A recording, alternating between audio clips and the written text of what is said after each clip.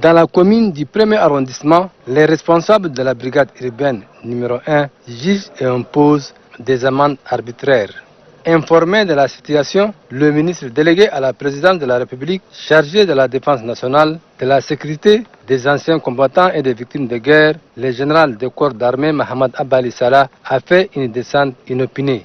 Aussitôt arrivé, les chefs du département reçoivent à tour de rôle les accusés et plaignants pour les écouter de vive voix.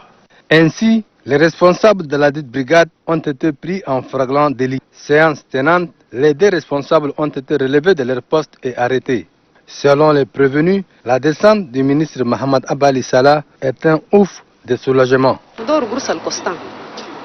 Il nous demande 12 500 francs CFA pour le constat, 12 500 francs CFA pour le soir transmis et chaque personne doit payer 50 000 francs CFA comme amende.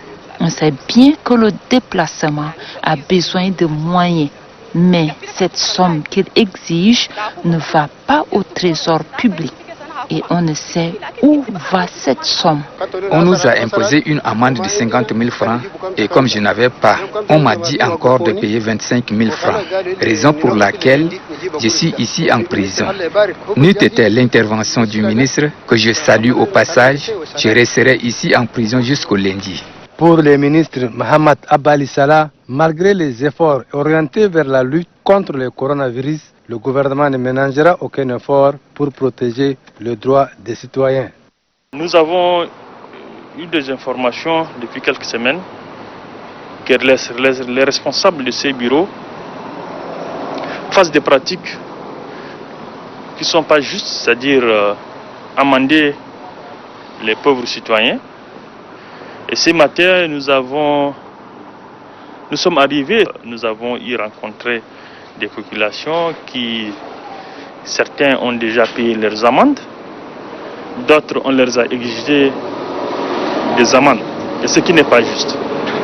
Certes, nous exigeons à la population de respecter les lois de la République, mais ça ne veut pas dire que de l'autre côté, nous allons l'abuser.